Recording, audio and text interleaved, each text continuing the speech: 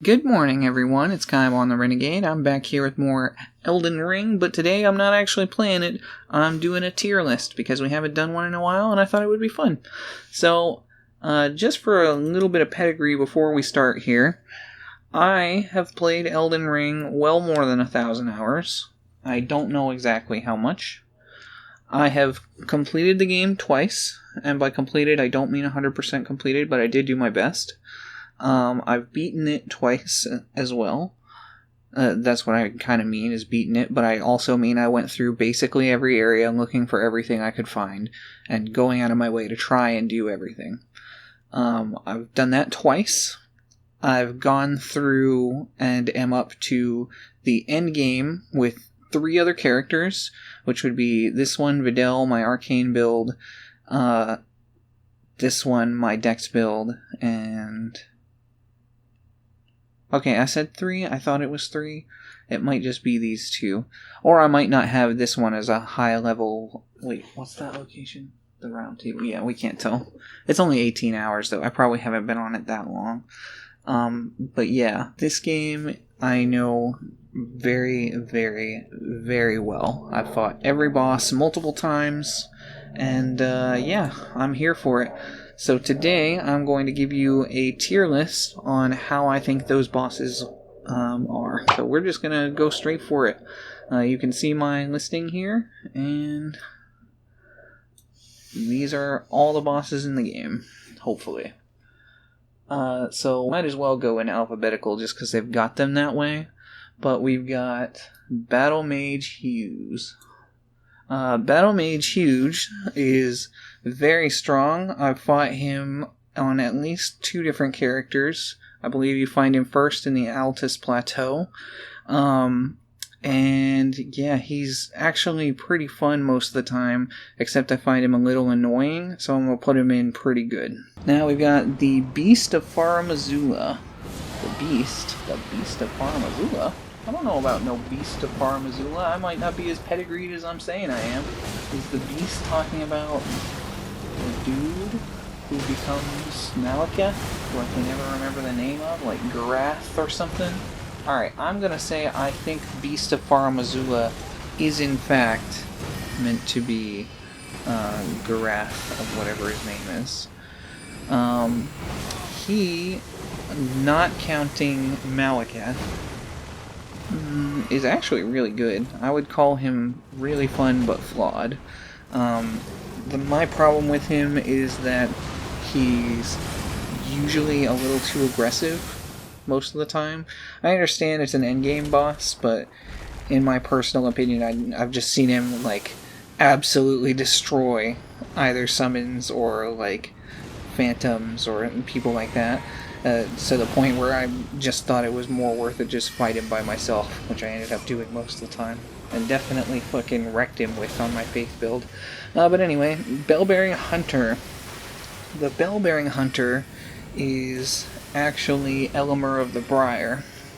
And Elimer of the Briar is a really fun fight, and the Bell-Bearing Hunter is basically the exact same fight, only weaker, and doesn't have as much damage, moves, or HP.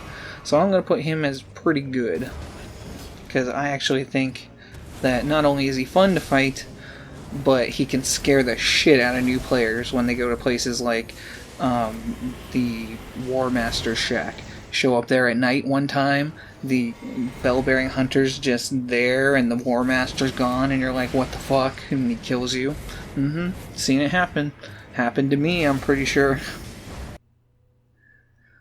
Borealis the Freezing Fog. Meh. Sorry, most of the dragons are probably going to end up in meh. Not gonna lie. The Cemetery Shade. Now, the Cemetery Shade's actually a really interesting one for me, because the Cemetery Shade has probably killed me more than any other boss on this list, except for like the really strong ones like Melania and the Elden Beast and stuff like that. And I know that sounds weird, but it's because I ended up finding the Elden Shade, what is it? The Cemetery Shade, that one you can find really early game in my main playthrough, and I legit sat there and struggled against him for like 3 or 4 hours, to the point where I eventually learned how to manage his room and then him at the same time. Because the room I was fighting, there was like 4 skeletons or something alongside him, and it was just so frustrating because he'll like blink in and out. Maybe it was 4 goblins or something like that.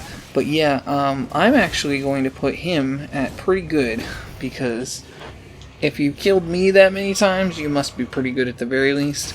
But I have a few bones to pick with him, like how stupidly powerful but stupidly frail he is. It just doesn't really feel like a boss so much as it feels like a special enemy or something like that. And I get that it's a cemetery shade and the place that it's in makes sense in the lore, but it doesn't do it for me. The one big thing that he's got in his advantage is the cool moves, like the big fury swipes or the friggin' thing that paralyzes you for a sec. Like, those are awesome. The Clean Rot Knight in the Field of Poison that's in a cave somewhere. Bad. Why is it a bad boss? Well, because I'm pretty sure by the time you've gotten to this Clean Rot Knight, he's, like, you've already probably been through Caelid.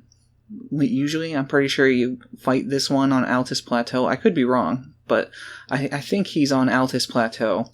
And I just thought it was a really dumb boss for, like, it might be in Mount Gelmir or something like that, but it's not in one of the first 4 areas. At least I don't think it is. It could be, but I don't think it is, because I just fought this boss actually pretty recently, and every single time it's been a yawn fest. Commander Niall. You know what? Commander Niall is the first fucking satisfying boss that's on our list. And I know you guys are going to look at me and go, excuse me? But let me tell you a thing. Commander Niall is one of the coolest designed characters in this game, bar none. And he's got a really cool moveset, and the balls to summon 2 really powerful enemies against you is awesome. I love that concept. Both times you fight a commander, they have like teams of dudes that they can summon, which is just really cool on its own. But then they've got those whirling movesets that are actually super easy to avoid, and really their only threat is their commander's halberd or whatever it's called. And those things are pretty good, but legit, it's just a really fun and interesting fight pretty much every time. The best part about him is that when you go into the boss room and he summons, it makes you instinctively go, shit, I should summon something. Because when you're doing a playthrough and you're explicitly trying not to use summons and you see a boss summon enemies, to me that's a sign that says, okay, it's absolutely time to summon some guys. So I feel like it's a boss that's trying to get players more outside their comfort zone by summoning those enemies that'll just tear you in half. I'm not gonna lie, I don't remember whether Commander Niall is the one at Stormvale, at Castle Sol, or whether he's the one in the Aeonia Rot. But I will tell you that if he's the one in Castle Sol, which I think he is, then he is badass. The friggin' hook leg that he's got, that's a prosthetic that, like, covers himself in lightning, and he does, like, lightning slashes at you with it. So cool. What an interesting design. Love him. Great armor. Interesting character. Really fun. The Black Blade Kindred, unfortunately, is going to end up going in meh. I don't hate him. My problem is every single one of the gargoyles is boring. They do all have their own unique weapons, which is really cool, but I can't. They're so boring. They bore me to death because they're so big and slow, and all you do is chase after them to try and get your hits in and then dodge, and it bores me. It bores me to death. The dragons and gargoyles are basically all going to end up in meh, so just a warning there. The Black Knife Assassin. Black Knife Assassin is really fun but flawed.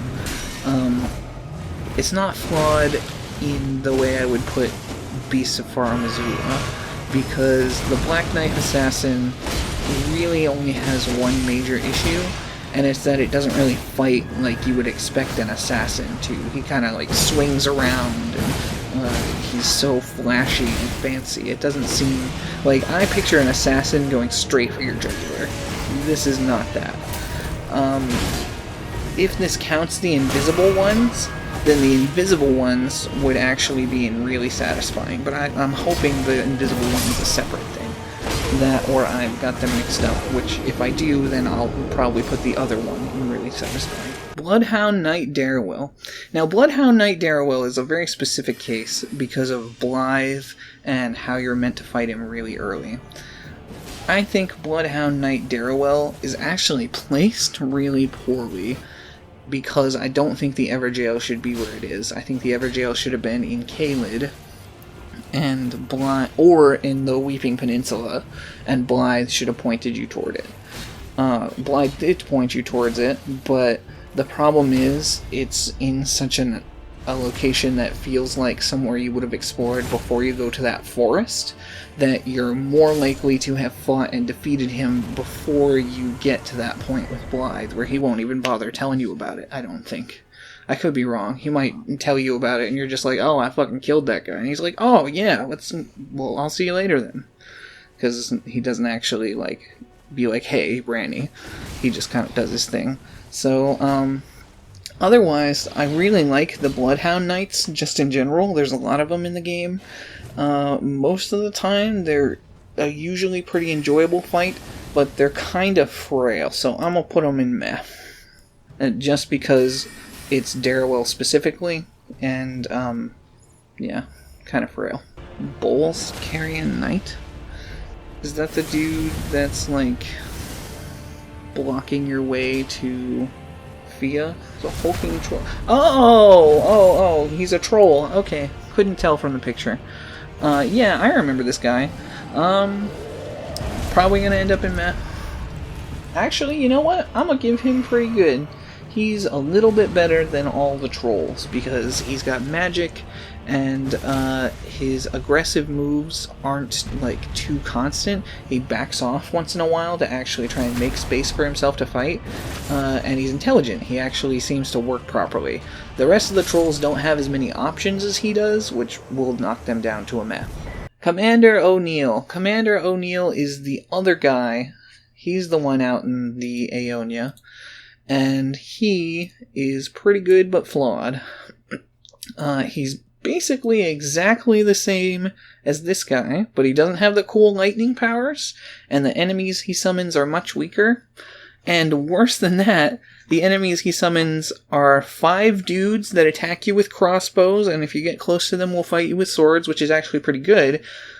But the problem is, when you get him below half health, he'll summon, I'm pretty sure it's 3 more dudes, and they're giant versions of them with axes. And they're not that giant, they're just bigger versions, but they're really strong.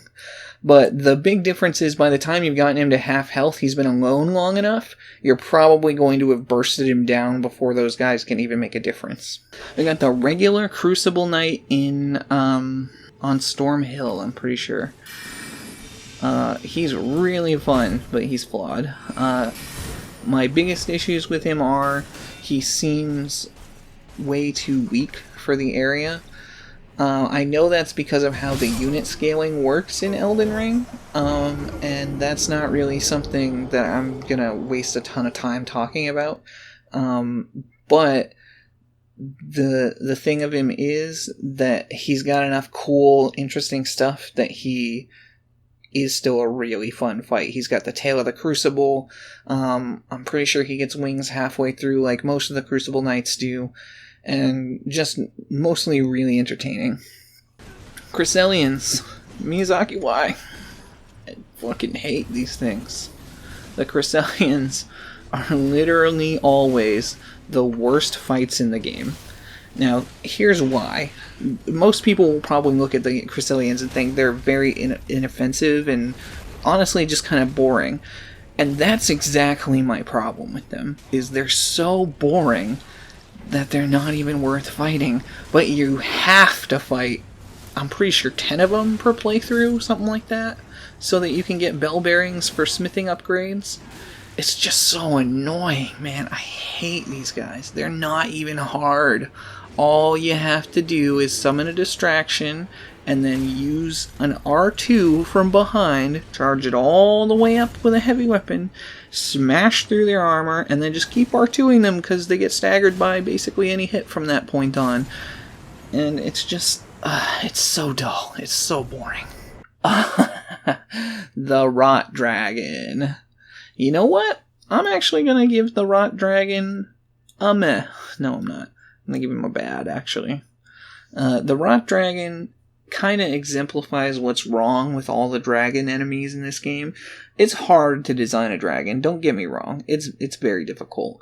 But the problem is that this dragon, basically anytime he does anything, creates a big fucking cloud of scarlet rot that, if you're even close to it, will just fucking chip down your HP and will give you scarlet rot, of course.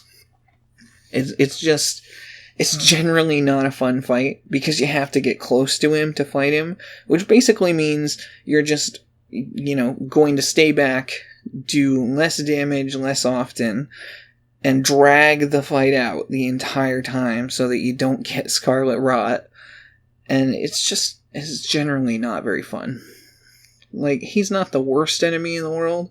He's not as anywhere near... Well, he might be as annoying as the Chrysalians, but fuck is he annoying. Yeah, just not fun.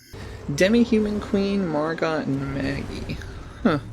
Is there one where there's 2 Demi-Human Queens together? I don't remember that. Maybe it's talking about each of them individually. Honestly, I'm gonna give the Demi-Human Queens meh as well. They're inoffensive, and honestly not that bad for boss fights like them. Usually oversized enemies are not fun. My one biggest issue with them is they love backing away and slamming their fist in front of them. So while you're trying to catch them, they're constantly trying to fucking slam you. And I get it, but it's just kind of annoying. Not that bad, though. Demi-Human Chief. So Demi-Human Chief is a pretty unique case, because the Demi-Human Chief has 2 Demi-Human Chiefs, and a whole bunch of Demi-Humans, and a NPC summon sign right out front. It's actually a really fun fight when you're that early game, because you basically have nothing special at that point. Everything that you got is probably just going to be the most basic stuff. Generally, though, you're still gonna walk through this boss pretty much no matter what, and if you come through it at a higher level than pretty much the earliest you can come there, you're probably gonna absolutely decimate these guys, if not one-shot them. So I'm gonna give them a meh, and the reason I'm giving them meh instead of bad when they're that weak is because you're very, very much intended to fight them early. Do about them. You can meet Bach in their cave, you can give Bach the needle for his quest in that cave, and the cave also leads you to the first Church of Dragon Communion. So it's, you know what, I'm actually going to give it pretty good, just because even though the boss fight itself isn't all that great, the area around the boss fight is so well utilized that it kind of helps it feel more justified. Divine Bridge Golem! You call that a boss? You call that a boss? I fucking walked around them. Unless we're talking about the one in-lane Dell that you have to fight to fucking get... Do you have to fight him? Maybe there's one in a boss room somewhere, actually, now that I'm thinking about it. But you know what? That's a bad. I'm not even going to bother explaining myself. They're easy, they're annoying, they're stupid, and they just don't have anything to bring to the table. They tried really hard to make them fun. They're not. The Dragonkin Soldier of Noxtella. Is he the one with the ice lightning? Or is he the one... I don't see the other Dragonkin Soldier. So I'm going to count both Dragonkin Soldiers. Is there 2 or is there 3? I think there's two. And I think this one's talking about the one with the ice lightning, which is actually pretty cool. But the problem is, despite being such a beefy, meaty boss that actually hits really hard, he's so frail. He's boring. He just doesn't have all that much to offer. Like, the one thing he has is the cool ice lightning that you get from him. And that's what's keeping him from being bad, basically. The Erd Tree Avatar. I know I'm probably going to get a lot of shit for this, but I would actually call that a satisfying boss. Because every single time I fought the Erd Tree Avatar, I felt like it was entirely my fault when I died. Entirely. There hasn't been a single instance where I've said that was bullshit, dying to an Erd Tree Avatar. They're so consistent that it's just laughable if you think this boss has any kind of randomness to it. You can bait out the moves that it wants to do every time, basically. And it's such a cakewalk. This boss, once you know it inside and out, you will never lose to this boss again. And I love it. It's so good. I wish his axe hammer thingy was a little better, but it's still really good. I like him. He's one of my favorite bosses, actually. I know that sounds weird. Probably gonna get shit for that. The Erd Tree Burial Watchdog. You know what? I'm gonna get shit for this, but really fun but flawed.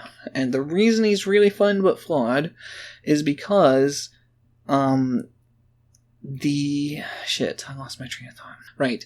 And the reason he's really fun but flawed is because he has variations where you're fighting too many things at once while fighting him. And also there are times where you'll fight him in places that are not boss rooms, and he's kind of annoying, but that's not talking about the boss specifically. And I think the boss is actually generally really good and just really interesting most of the time. The ways they mix up that enemy is almost always something that'll throw you off and be really surprising. I just really enjoy that boss a lot. It is weak, like, don't get me wrong, but the reason it's so weak is probably so it doesn't feel really overpowered, because it can do a lot to you, and it can really hurt you too. Like, most of the, like, that upward, like, glide thing into the slam is really strong, and he does it like 3 or 4 times in a row. Really cool boss. Really enjoy him. Alright, yeah, I remember Esker. I've fought him at least once. I'm pretty sure Esker actually uses something akin to the Reduvia, and it says on the page that he is accompanied by 2 bleed dogs, and that sounds pretty fucking deadly. I'm not gonna lie, I don't remember Esker, and I think I only fought him on one of my first playthroughs because I'm just kind of blanking on him. I do kind of remember him, like, I remember where you find him in Lanedale Catacombs, and he's an optional boss, so I'm pretty sure I just kind of avoided him because he's tough and a little annoying, and like some playthroughs I just haven't needed any of what he gives you. So I'm just gonna give him a meh. The Falling Star Beast. Miyazaki, why? I'm sorry, I know people are going to hate me for this, but the Falling Star Beasts are one of the most annoying bosses in this game for me. Every single playthrough, the Falling Star Beast has been the bane of my fucking existence every time. And it's every one of them. Like, maybe it's just me. The Falling Star Beast definitely doesn't like me as much as I don't like it.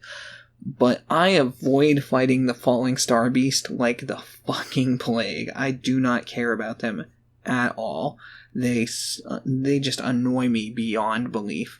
Their stupid lightning and the gravity magic is just the worst every time. And there are good examples of lightning and gravity magic in this game that we're going to talk about later, but fuck, do I hate the Falling Star Beasts. They're just so annoying. The one thing they have that I don't mind is their tail swipe that sends boulders flying at you. I think that's actually a pretty cool move. Otherwise, hate them. Hate them, hate them, hate them, hate them. Bell Twins. Oh, I remember these guys. I'm actually just about to fight them on my Dex build. The Fell Twins are a pair of Ullman guys that you find when you're trying to go, I think it's to one of the Divine Towers, but it's like just behind Lanedell in that place where the elevator to the Forbidden Lands is. Meh, honestly. They're honestly not bad bosses. I don't mind them. If you haven't gone through, what is it? The Subterranean Shedding Grounds, these guys actually might be a bit of a challenge for you, but I definitely did go through, and yeah, they weren't. Kind of boring is my one biggest issue, but not that bad. It's interesting how they like pull you into darkness and then come running at you out of it. Kind of neat, a little spooky, not that bad. The Dragonkin Soldier. I'm pretty sure the Dragonkin Soldier is... Yeah, he's just the regular one. He's not the one with the cool ice lightning. Meh. Well, actually, because he doesn't have the cool ice lightning, bad, because he's boring. He doesn't do anything interesting. Not strong enough to kill you if you have a lot of HP, and just generally not very fun. Dragon Lord Placidusax, or Placidusax, or however the fuck you say it. Let me tell you, Dragon Lord Placidusax is a doozy, and he's quite the take. No matter how you look at him, Placidusax has really, really interesting moves.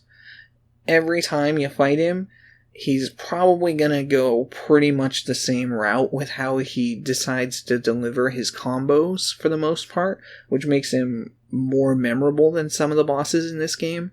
But for real, I fucking love this boss.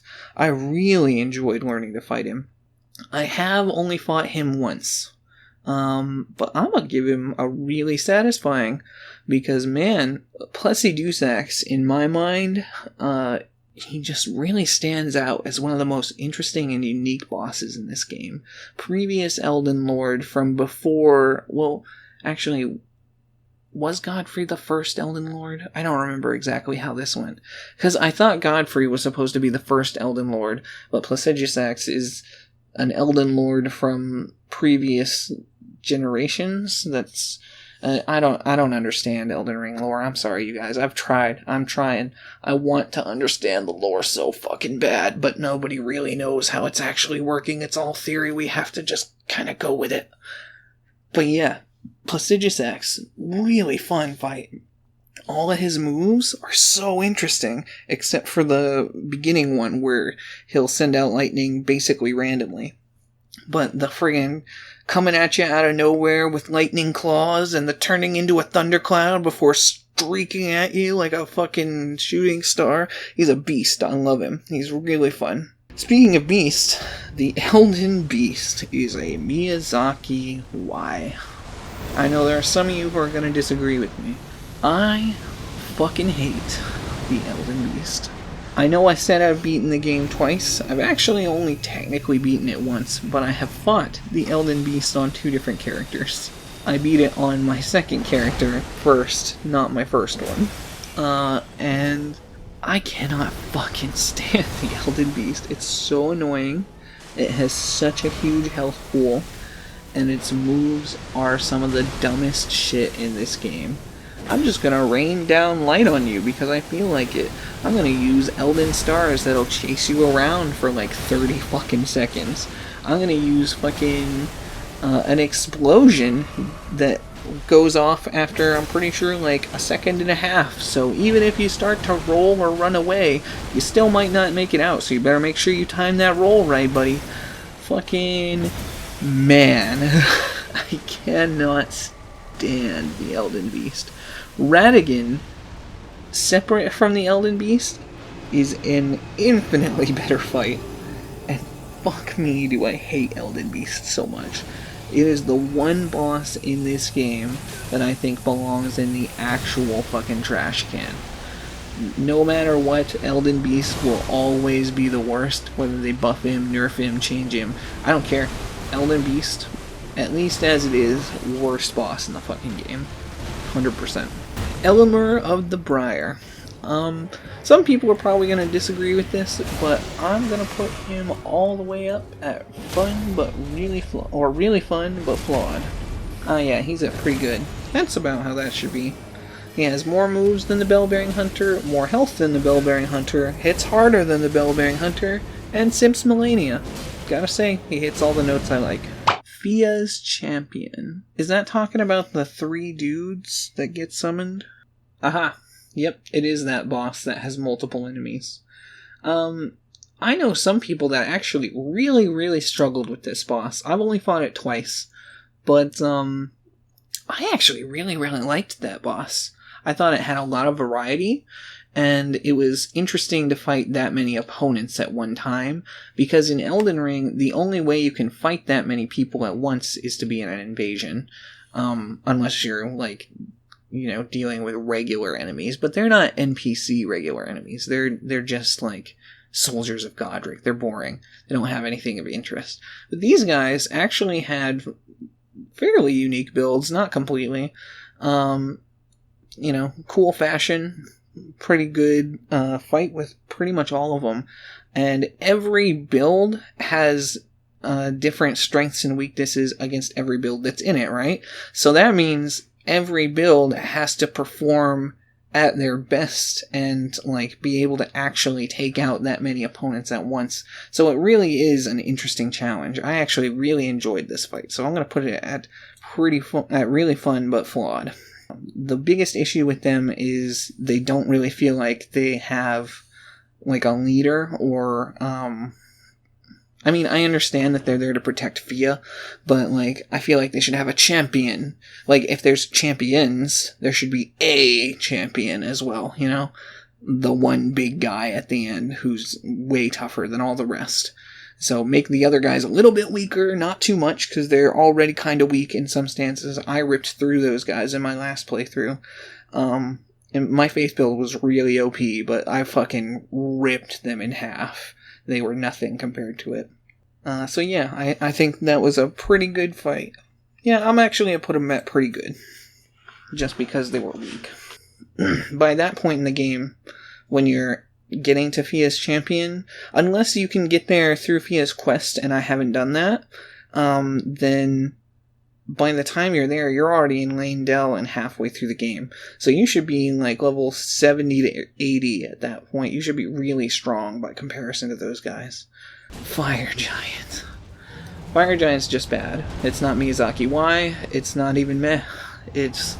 Fire Giant is basically inexcusable, but, it's got just enough redeeming qualities that it's not the worst boss in the game, basically. Like some of these other guys. Like fucking Elden Beast. I know some people disagree with me on that by a lot.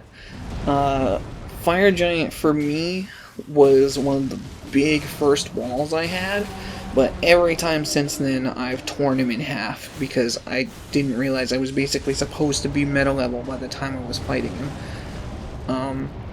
I also didn't realize I was supposed to go through the entire mountaintops of the giants and all of the fields and potentially the Halig tree before fighting him. So there's that.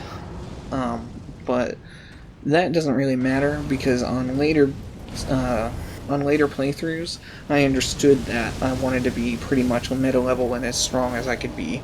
And then it's basically what it's meant to be, which is an endurance test. And honestly, I don't really care for it. It's just kind of dull. Basically, all you do is spend your time chasing him around and dodging his fucking massive shield, which is so easy to fucking dodge because it's telegraphed so much. He's just very boring. In fact, now that I'm thinking about it, real quick here before we go, the Fire Giant is the boss that taught me a incredibly useful cheat, because unless he's doing the big heavy slam with his shield, you can block literally all of his attacks that aren't fire-based, and just fucking, he's no threat to you anymore. So yeah, I figured that cheese out from him, and I just don't think he's a very good boss. Flying Dragon Ag Heal. Flying Dragon Ag Heal. You know what? Flying Dragon Egg Heel is one of the most annoying dragons I've ever fought because he runs away from you constantly, and I've had him fly up onto hillsides and stuff, and then by the time you get up there, he's teleported back down to the lake. So you have to run all the way back down instead and re-engage him for him to run up somewhere. And I'm going to show you some really glitchy, interesting, stupid footage of him. It's basically my number one flaw with big dragons. So I'm going to put him at bad. I like his implications in the story. I like how he's a part of that one dude's quest line. But honestly, he just doesn't really serve all that much purpose outside of spectacle to me. So I just don't really care for him. Glintstone Dragon Smaragd.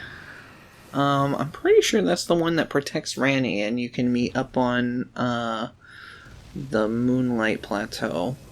That one's actually a little better than most dragons, just because if I'm wrong and it's the one that's only protecting the Glintstone Key, then I don't care about him.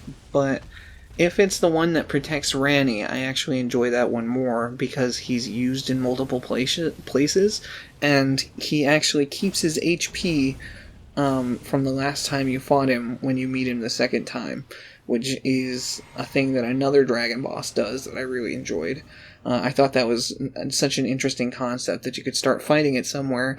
He would leave, and since he ran away, when you show up to fight him again, even if you die or you rest or travel or whatever, he's still got that reduced HP from last time you fought him. And I just think that's really clever. It makes the player feel satisfied in what they've done in their actions, which is good. Godfroy the Grafted. So if you don't know who Godfroy the Grafted is, Godfroy the Grafted is in an Everjail in Lanedell, and he is Godric the Golden if he didn't graft himself to the dragon head at the end of his fight. So basically he's Godric, but instead of halfway through the fight he transforms and gets the dragon head and he's all bear witness. He just keeps fighting you the main way. So, the question is that a good thing or is it a bad thing? Some people would definitely argue that's a bad thing, and I actually kind of agree to a point that because he doesn't transform, that means his move pool stays limited, which means he can't throw you off guard as often. The one thing that I think makes him really redeemable, though, is that his moveset as Godric is actually really enjoyable, and Godric himself was a fun boss. The best part of him is that he's got that double swing, so he'll swing once with his right arm and then swing again with his left, and that catches players basically every time when they're coming up to approach him. And it doesn't catch me anymore, but man, I think it's actually a really fun boss. Mind you, when you see where Godric is, you'll understand. Then we got Godfrey, the first Elden Lord. Godfrey is one I gotta think about for a second, because Godfrey is a really fun and interesting boss, but my biggest issue with him is that he doesn't really use Sirach at all. It doesn't seem like Sirach is there to empower him. It seems like he's there to prevent him from reaching his full power, which may actually be the lore reasoning for Sirach. If you don't know who Sirach is, he's the lion on his back. But Godfrey, he's not bad. He just doesn't really do anything that his Golden Shade didn't do. And the one thing that I don't like is that he fucking destroys Sirach. Because I think with Sirach, he was actually a really, really cool, deep, and interesting character. He's this guy who was the Elden Lord, right? He was married to he was with Marika. He had children with Marika. And to make him more lord-like, they put Sirach on his back so that he wouldn't feel the constant lust for battle, which Lord knows how that works. But halfway through the fight, Godfrey decides, nah, I'm just gonna rip Siraj off my back and break his neck. And then I'll be able to fight at my full potential like I used to. And that's so strange to me. Because if Siraj was there to stop Godfrey from doing things like that in the first place, then why didn't Siraj stop Godfrey from literally killing Siraj? It perplexes me. I find it unusual at the very least. But Godfrey is actually a pretty fun fight for the most part. I'm gonna put him up to pretty good. And now we've got Godric the Grafted. Perfect. He's just who I wanted to talk about next. Godric is one of my favorite boss fights in this entire game. And I know that sounds crazy, because he's such a simple boss if you look at him.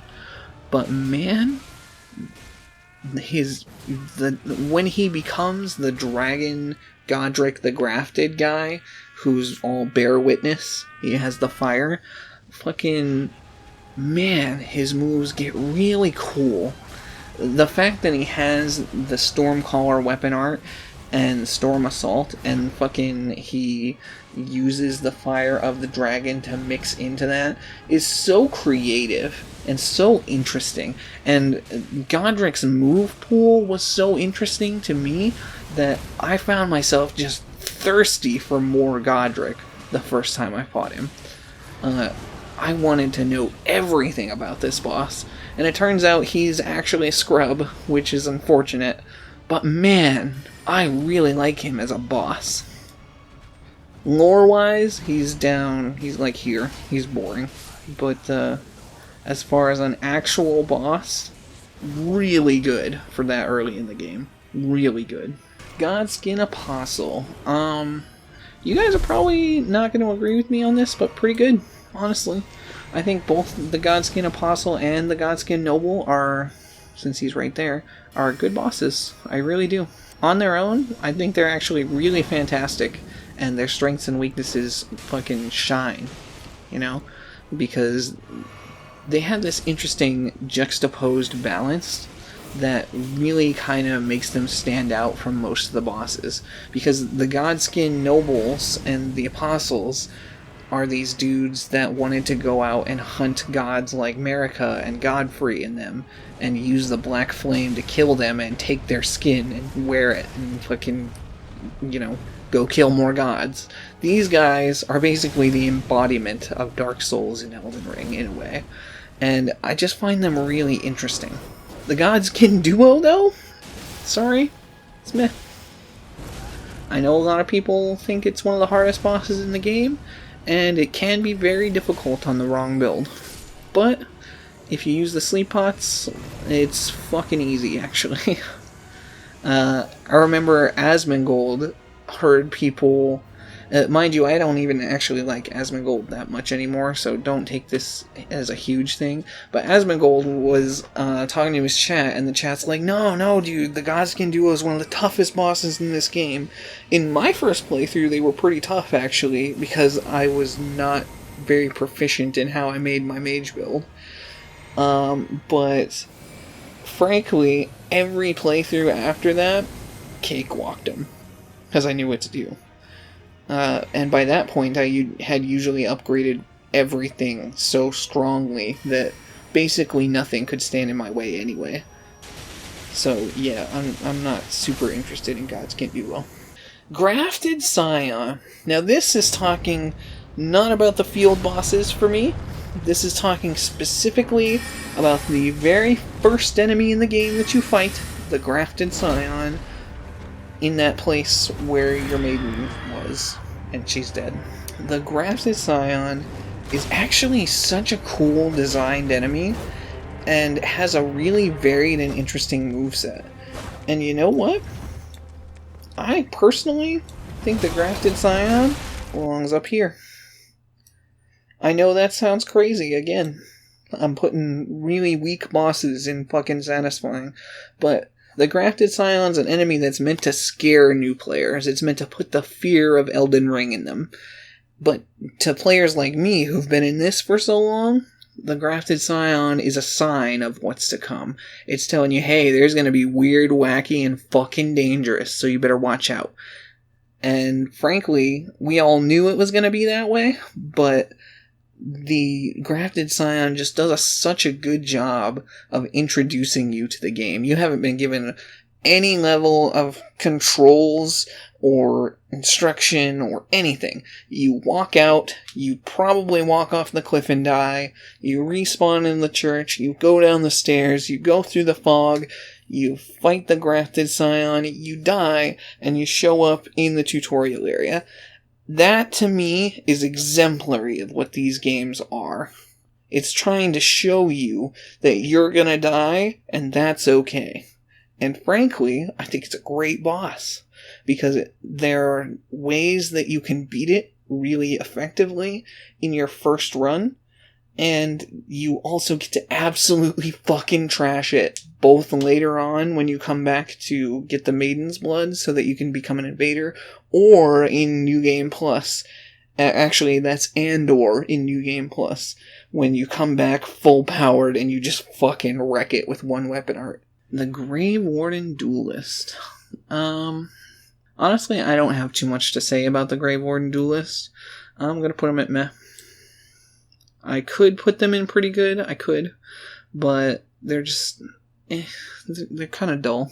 There's nothing really super special about them. The Kindred of Rot.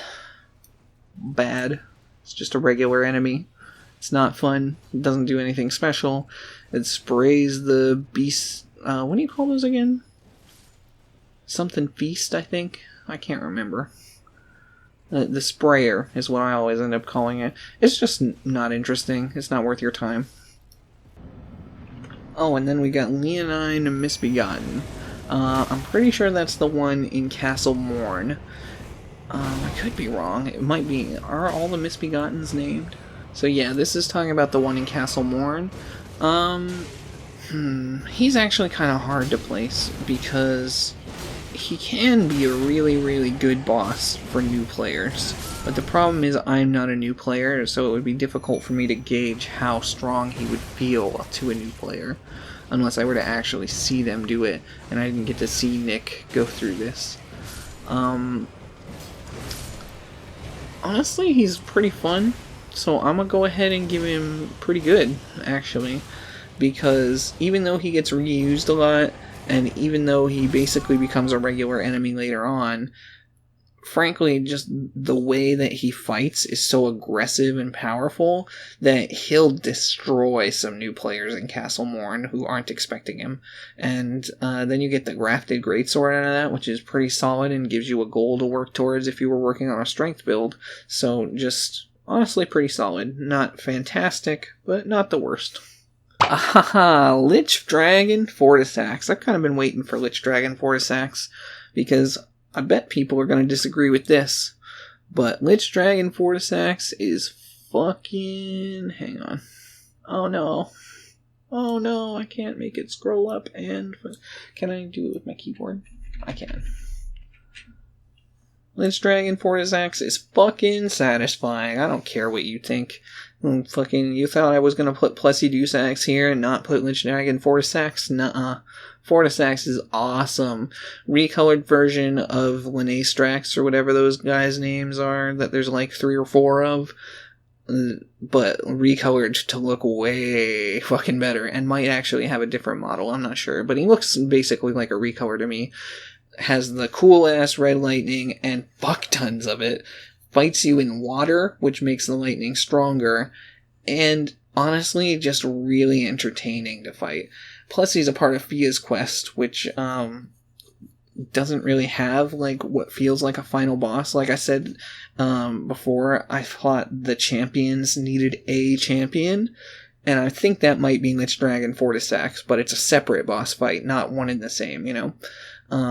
But as he is by himself, Lich Dragon Fortisax is fucking awesome. Really fun fight. If you don't think so, I'm sorry, I don't know what you're getting out of these games. Hang on, is the Lion Guardian those lion guys with the arm blade? Oh, okay, yeah. Lion Guardian is talking about the lion guys with an arm blade. But which one specifically is it talking about? I can't remember a fight where you fight just one of them or two of them specifically, and there's like a HP bar for them. That would be how I would gauge that, but maybe I missed him somewhere. But as just a regular enemy, or like roaming boss, or whatever you want to call it, field boss maybe, I would probably give him just a pretty cool. He's got a great design, fights really interestingly, just kind of not super strong. This is one biggest issue. If he were stronger and had a little bit more of a varied moveset than just an interesting moveset, then he'd probably be really fucking good. But instead he just kind of lunges at you and doesn't have much else. Loretta, Knight of the Hulling Tree. Aw, yeah. Loretta. I'm actually a pretty big fan. I like Loretta. Pretty good. Loretta's Slash is one of the best moves around. And frankly, it's just a better version of Loretta from the Carrion Manor. So, I really enjoy it. The Mad Pumpkinhead. Mad Pumpkinhead holds a special place in my heart. Because I fought the Mad Pumpkinhead on my mage build at like level 16 the first time I fought him, probably. And I didn't have spells, I didn't know what I was doing, and eventually I came up with such an interesting strat to beat him, of backing off, locking on, and then unlocking just as I fired my spell so it would hit him on the legs and body instead of hitting him in the head.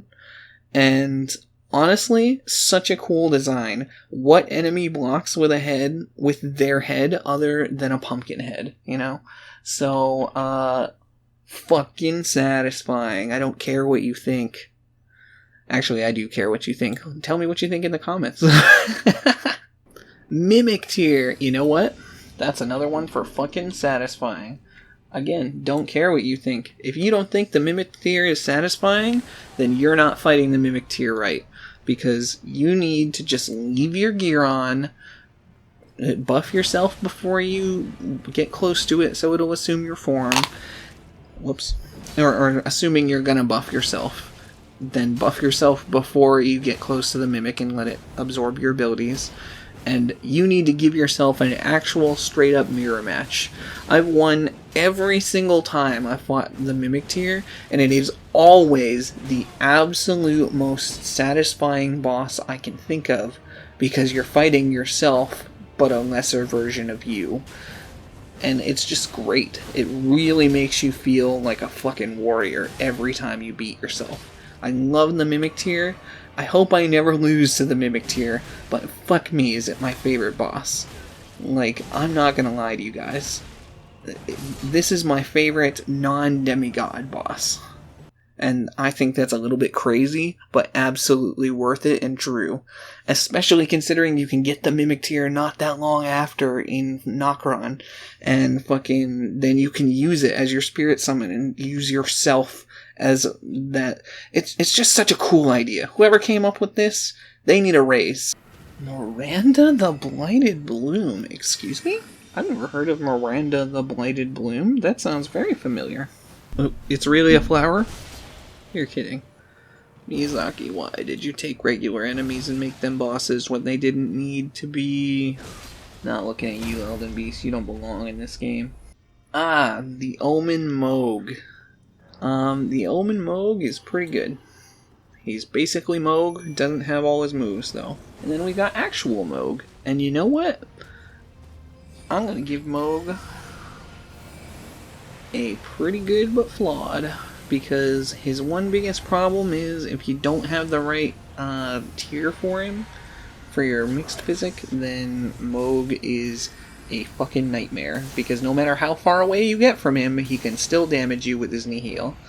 And that's stupid. You shouldn't be able to get hit from literally across the arena by an attack that's not meant to hit you from that far, just because they wanted to give you more power.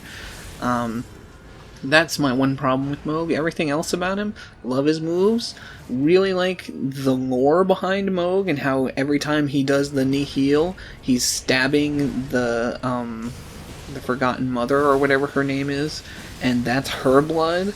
and fucking he'll just pull blood from a portal and throw it at you, and it's like burning and stuff. Really cool. I like it a lot. Very neat boss. The magma worm. Oh no, not the magma worm. The magma worm's just bad. Every single one of these is bad. Nobody likes them. Nobody enjoys them. They're not even the worst bosses in the game. They're just stupid. Nobody cares, man. Why did you even put these guys in? Was it for the dragon lore of people who fucking end up losing themselves to the dragon power? Because I kind of get to the dragon communion. Because I kind of get that. But like, still, I'm just baffled that a boss this bad is in such a good game. Melania. Well, do I even need to say it? Do I even need to say it? Beating a Melania is one of the most satisfying experiences in this game. She's the secret boss that everybody cares about. She's basically the nameless king of this game from Dark Souls 3. And man, Melania is worth every fucking second. I love how she heals when she hits you, so it feels like every time you mess up, she is going to get stronger because of it. That's such a smart idea. And fucking she's basically, for me at least, Melania was the big character of Elden Ring, quote unquote, right? She was the one character that I saw the most in the marketing. She was basically one of the first characters we ever saw were Melania and Radahn, right? Now we know who those characters are, but back then, Melania was so mysterious and interesting, and that cutscene where that's in the intro where Radahn like lops off her arm while they're fighting and she grabs her blade with the other hand, and oh man, just such a cool design, so interesting character. I know a lot of people actually disagree about her being an interesting character, but frankly, from a philosophy perspective, Melania is so cool. She's basically the perfect warrior who's being consumed from within by something that she will never be able to control, and is literally the will of an outer god. It's just, man, they nailed her. They fucking nailed her. I love everything about Melania. She's my favorite boss in this game that is a demigod. And frankly, I think Melania deserves the place that she holds right now as most people's favorite boss.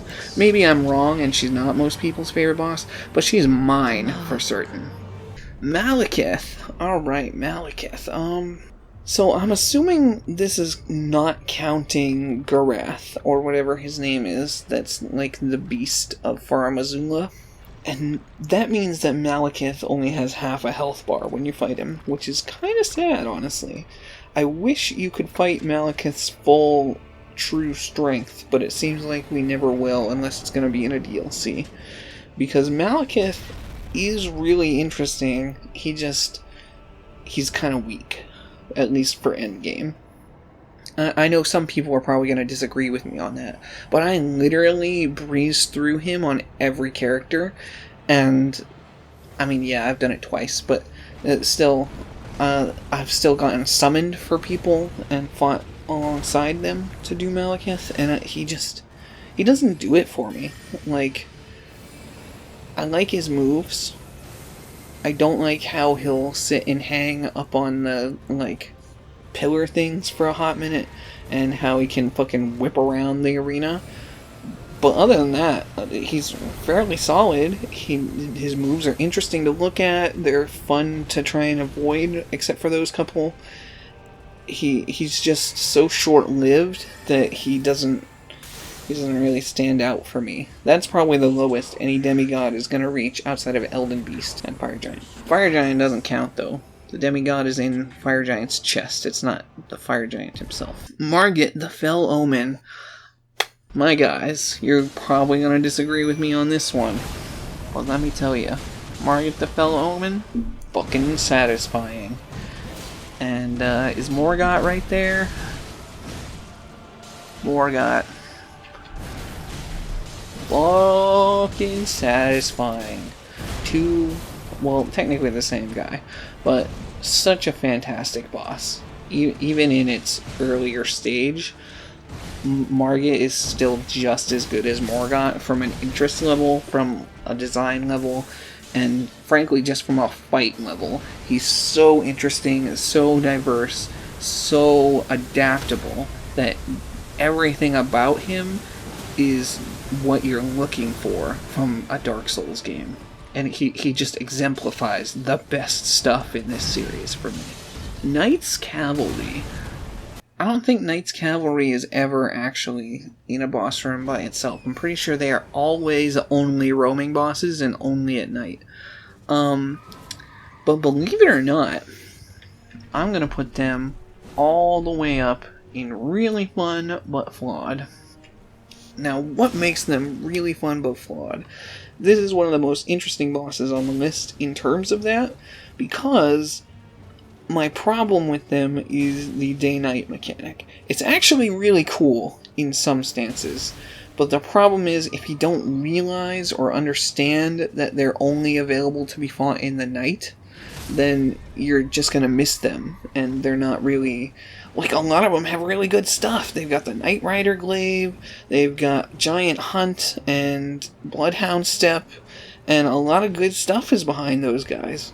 But they're just not really all that exciting. They're basically the Tree Sentinel if they didn't have all the interesting magic and could only fight you at night. So, to me, they're pretty fun, but they've got a big issue. The Nox Duo.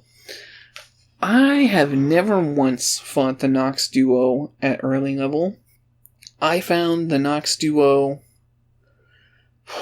probably 2 weeks ago, and this game has been out for about 3 months, and I have played it every single day pretty much. There have been a couple of days where I've been like, no, I need to stop playing Elden Ring and relax. But for real, I've played this game basically every single day, and I only just found the Nox Duo. And you know what? I actually really enjoyed them for what they were. Pair bosses are often really fun because it gives you a reason to summon.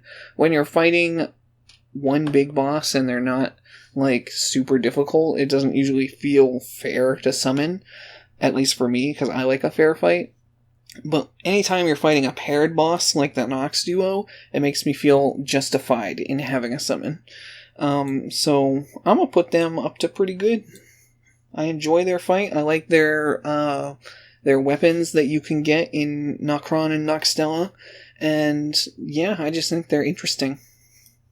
The Omen Killer. The Omen Killers are actually really cool designed enemies. My problem is that their move pool is really small. It feels like they've seriously only got 4 moves. They've got the Flame Breath, they've got the fucking sweeping back attack where they move away from you, they've got their normal R1 style attack, and then they've got Jump Slam, Jump Slam, Jump Slam. And frankly, that's a little bit boring, but I really like their design. And I think that generally they stand out as some of the stronger bosses among the weak bosses, if you know what I mean. So, like, I think they're comparable to, like, the Godskins. I think, on their own, at least. Maybe not like a Godskin duo, which would be stronger, of course. But, yeah, I feel like they compare. Patches! Y'all gonna disagree with me on this one. Bad. Now, I'm putting Patches here for personal reasons. As a boss, I'm gonna actually give him a fair critique. Patches was actually pretty entertaining. You fight him until he's half dead, and then you can either keep fighting him and kill him, you can let him surrender, or, before he's half dead, you can surrender to him by using Beg for Mercy, which is fucking hilarious. Patches is actually pretty fucking good for an NPC as far as game design goes. Really enjoy him. Patches is on bad for my own personal vendetta, because I hate how Patches always betrays you, and he literally does the same thing in every game. Just give him a different name, and reveal that he's Patches later. Please, FromSoft, you did such a great job in Dark Souls 3's DLC where he's Lap. And you're like, oh, Lap, yeah, that sounds a little bit like Patches, but I mean, he's not Patches, he hasn't said Patches. He doesn't seem like him, he seems like a different guy. So, you go through, you help him, and then you return, oh no, I just forgot his name. Anyway, you get the guy his memories back, and, then Patches figures out, oh hey, I'm Patches, and I don't really give a fuck. It's so weird to me, because Patches seems basically immune to the bullshit of all these different worlds, and potentially immortal and, like, going through different lives in different timelines. But, like, Lap, that was his name. Anyway, it doesn't make sense to me that he could possibly forget who he is through hollowing, because, like, Patches very clearly enjoyed himself fucking around with you in Dark Souls 3, and then just a little while later he forgets who he is in the DLC. I mean, I guess it's the end of the world for Dark Souls 3. Maybe that was the end of that timeline in particular. In fact, I would argue it probably is, unless it's gonna get new cycles in different universes, and, you know, stuff like that. But, yeah, every time I meet Patches in this game, except for the first time I wanted to see his quest, I have killed him because I fucking hate Patches. I hate him in Dark Souls 1, I hate him in Dark Souls 3, I hate him in Bloodborne even though he's a fucking spider or something, and I don't like him. And Patches as a person just annoys the fuck out of me. He's obviously meant to make some kind of point, but I'm still trying to figure out what that fucking point is. Because clearly he gets to live and continue to do what he wants, even though he's a bad dude. So, like, what? He's one of the only people that basically ever ends up with a happy ending, and he's one of the worst people around. Zarias didn't get as nice an ending as Patches. What the fuck? Anyway, rant over. I'm sorry. I just had to explain why Patches is bad. He's not the worst thing in the game. In fact, the only reason he's not down here is because I actually think Patches was extremely well done in Elden Ring. He finally wasn't one of the most annoying characters you've ever met. He does still betray you. He's just not that bad. I like him, even though I hate him. And Patches and I have a difficult relationship. The Onyx Lord, I want to give him a better score, but he's Miyazaki. Why? The Onyx Lord is so frail, and he just staggers to basically anything. He's such a weakling, and not really very fun. He's just kind of a dude who stands there and lets you kill him. He's not entertaining to me. Perfumer Trisha. Perfumer Trisha is actually pretty fun. Not gonna lie, I like how she uses the perfumes like most perfumers do, but also, like, gives herself slightly more serious buffs. And I'm pretty sure she becomes a spirit summon that you can use yourself later on to get buffs from her, which is pretty solid and interesting, so I'm gonna give her a pretty good. The Putrid Tree Spirit. You guys are probably gonna disagree with me on this, but I think Putrid Tree Spirit belongs right up here with the other trees. Where is it? Oh, there it is. The Erd Trees avatar. I think they are both in exactly the same class. Not really different. Just basically just as good on every regard. Radigan. Radigan is fucking satisfying to beat. Radigan is one of the best balanced bosses in this game, and I wish they didn't stick the fucking Elden Beast after him because he wasn't as strong and beefy as they wanted him to be. Radigan does so much cool stuff in his fight that he's just not even worth sitting here telling you how cool he is, because you already know how cool he is. He's like Melania. I don't have to explain why he's so good. He just is. His moves are cool. Everything he does while you're fighting him is generally really interesting, and his design is phenomenal. There's just no getting around him. The Red Wolf of Radagon is a Miyazaki Y. Why is that a Miyazaki Y? The one specific Red Wolf of Radagon that you have to fight in the Academy of Rei Lucaria is actually not Miyazaki Y, and that is the one that's on here. And that one is meh. Every other Red Wolf of Radagon is Miyazaki Y. I have never once gone, ooh, a Red Wolf of Radagon, I can't wait to fight that.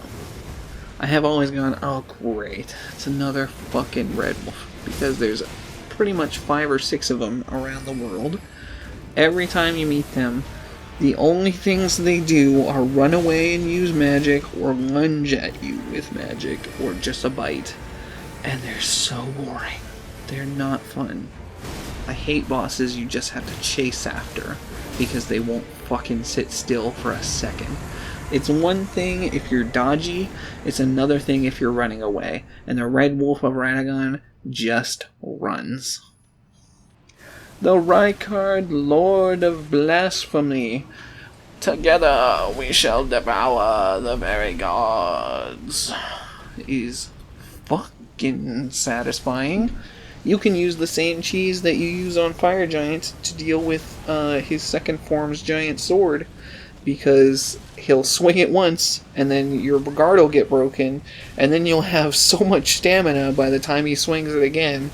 Your guard might get broken, but you're just gonna be fine, because you had enough stamina to not take a fuck ton of damage. He's easy, really fun. My one problem with him is the stupid lava pool and that he's a gimmick boss, but despite being a gimmick boss, I think he's actually done really well compared to how most gimmick bosses have been done in the Souls series in the past. And I really appreciate that they actually tried to take the time to make a good gimmick boss. So yeah, fucking satisfying. The Scaly Misbegotten, that's the one with just the axe, right? Meh. Not good, not bad. Just kind of boring, really. You know what? Bad, just because it's boring. Bosses shouldn't be boring. Sir Gideon Ofnir is a Miyazaki Y. And I know what you're thinking. Gideon? Miyazaki Y? Why is that? He's not a hard boss at all. In fact, he's really cool because he'll have certain weapons and spells. Well, not weapons. He'll have spells based on every boss that you've killed. Or at least the Lord bosses. And that is actually really cool. He's Miyazaki Y because he's basically supposed to be the villain of Elden Ring. And, like, I know there are people who are going to be like, oh, that's one dude's theory, man. What are you talking about? No. It's pretty obvious that he's meant to be the villain of Elden Ring. And he's such a fucking idiot. He calls himself the All-Knowing as if that meant fucking anything. And he doesn't know shit. I know it in my bones. No tarnished can become Elden Lord. Yeah, I've done it twice, homie. I've done it twice. Tarnished become the Elden Lord. They do it a lot, actually. I guarantee you there are people that have beaten this game more than 10 times already, which means their one character that's gone through New Game Plus that many times has become Elden Lord more times than your bones have fucking stood firm, sir. So, just a waste of space, if you ask me. It should have been way stronger, boring, not even a worth it fight.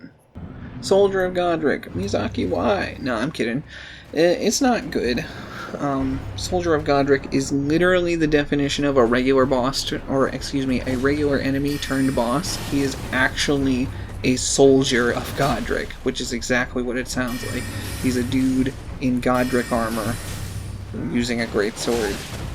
He's not even an NPC, he's a regular enemy. He's just worthless. You can literally two-shot him with basically every basic weapon. He's so worthless that he's just Miyazaki Y. Spirit Collar Snail. Alright, now that's a boss to talk about. You guys are gonna disagree with me on this. I know you are. But I'm putting him at pretty good. He's pretty good because I like that he summons a variety of enemies, and I appreciate that if you kill him, the boss fight is over. You know? So you can just avoid his summons and go straight for him, which is basically what you're supposed to do. And honestly, it's just a really interesting fight outside of once you know how to fight him, you'll know how to fight him forever. But frankly, that's a problem with every single boss that will never be solved because you can't stop a player from remembering what happened. The Regal Ancestral Spirit, not the regular one, the Regal one. Oh, you know what? Sorry, he's gotta be bad. I know y'all gonna disagree with me on this. And you're probably gonna look at me and say, oh, one boss heals, and then all of a sudden now they're the worst boss in the game. He's not the worst boss in the game. It's just really frustrating that he can heal multiple times, and he heals himself for so fucking much. He heals himself for almost, like, I'm pretty sure it's more than half his health bar. And so you're trying to rush him and burst him down, and you just... It's a struggle every time, unless you're overleveled. And, yeah, for me at least, he's a bit of a problem. I don't enjoy him. Renala. Okay. Renala is one of the most interesting ones on this list, because her two phases are so different from each other. Her first phase is basically entirely inconsequential and does not matter in the least. Her second phase, though, is way more interesting. She uses a bunch of different magic. She summons dudes. You can hear Ranni talking to you while you're doing it, so there's this theory that she's an illusion, which it could be, and we're all still trying to kind of figure it out. Like, the mystery around Renala and the, you know, just what's going on is probably the most interesting part of Renala, outside of the fact that her boss fight itself is rather interesting. So I'm going to give Renala really fun, but flawed. The problem is, it's too easy to consistently execute how to defeat her, and you'll figure out how to do it after your first time. Basically, no matter how strong a player you are, you'll figure her out after one fight. Royal Knight Loretta.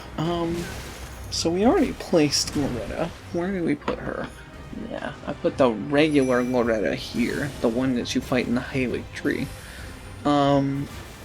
This one, I actually really enjoyed fighting at low level, but I'm still gonna put in meh, just because it has less moves, and it's a little spammy, honestly. The Royal Revenant.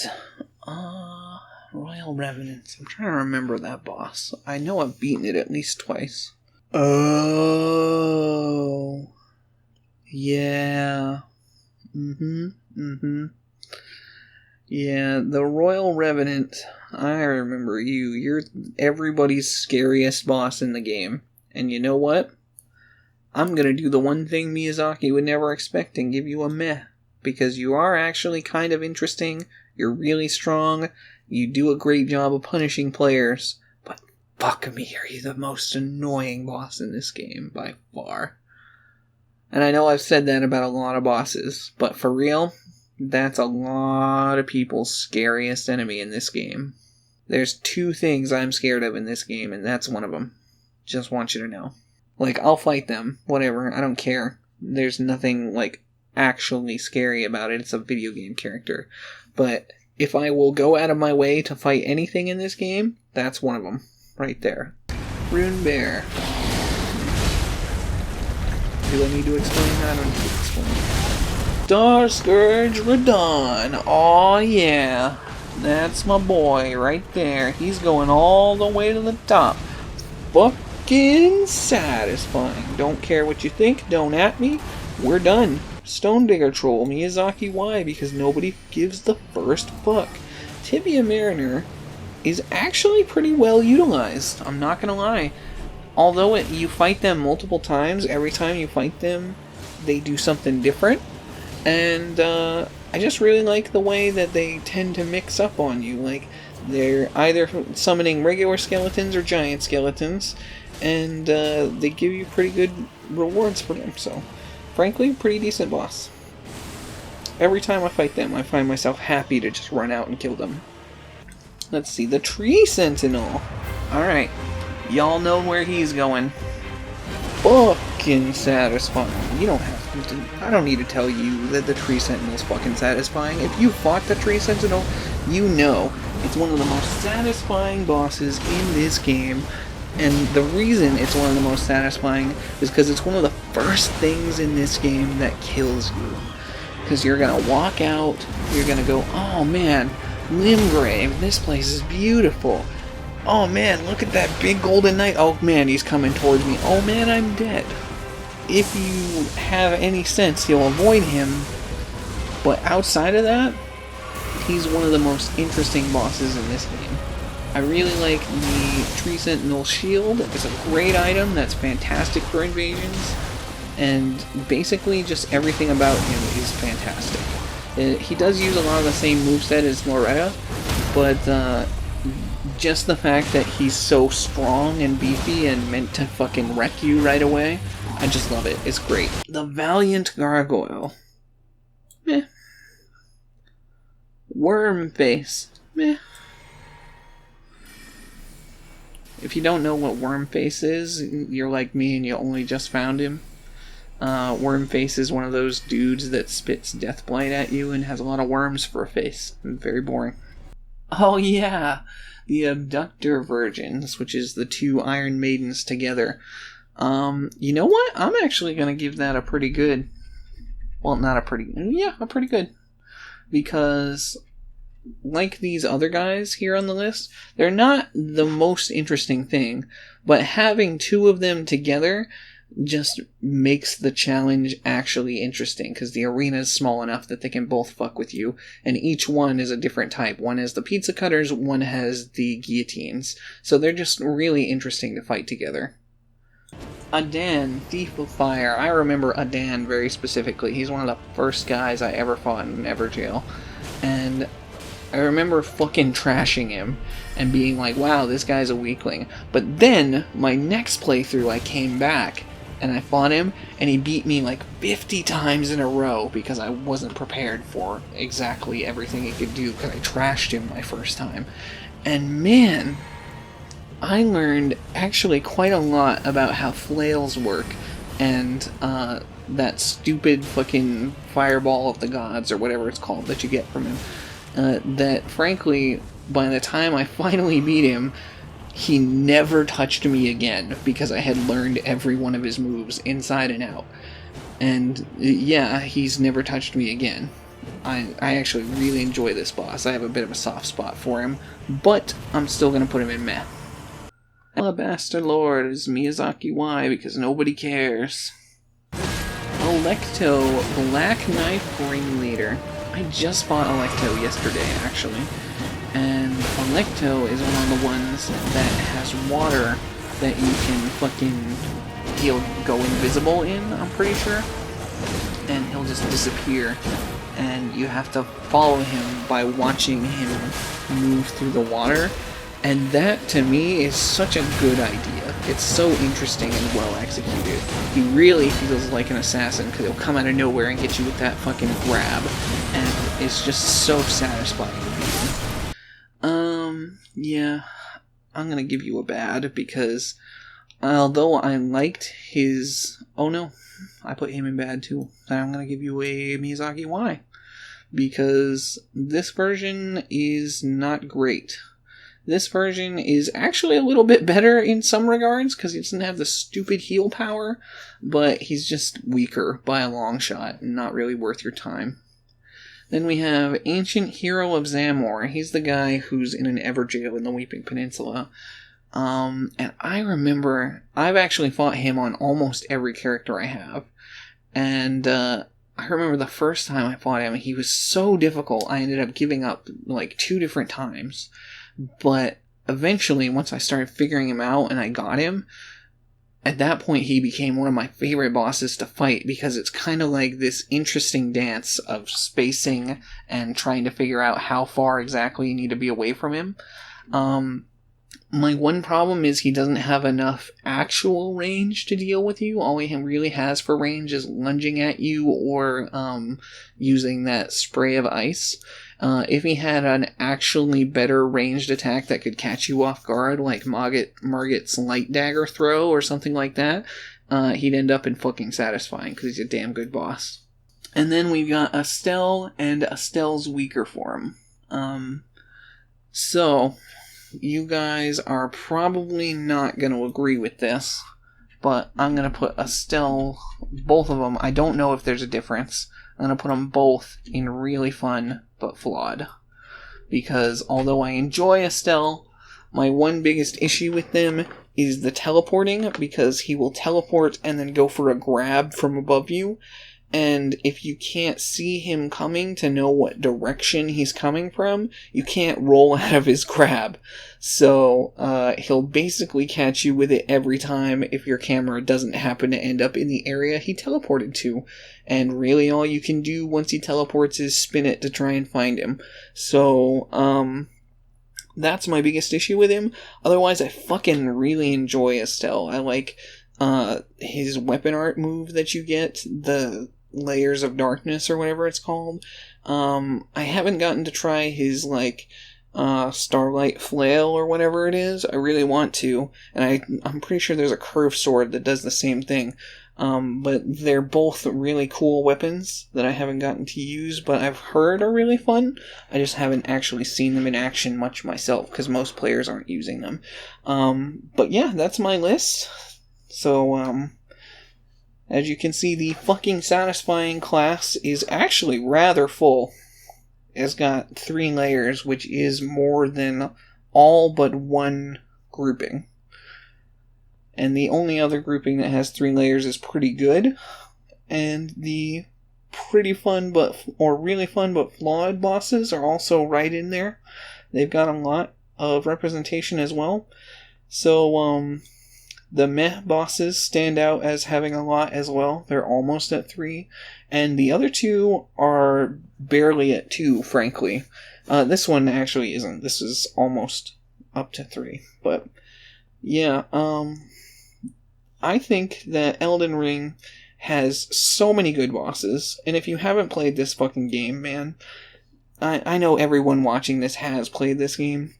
But for real, the bosses in this game feel legendary, unlike anything I've ever seen or played, or anything like that. Like, the Dark Souls style lore coming in on these characters that do have really interesting, defined backstories for you to figure out and try to piece together and understand it all, just works. And it makes you so interested in finding the bosses and fighting them and learning about them and getting their gear and using it.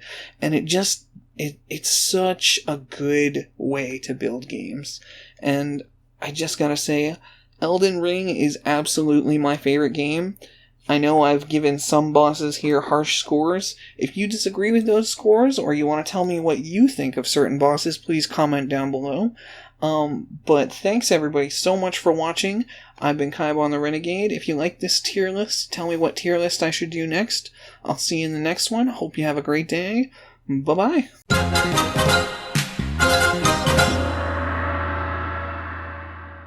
Hi, I'm Jim the Hollow, and you should like and subscribe to keep the Age of Fire burning.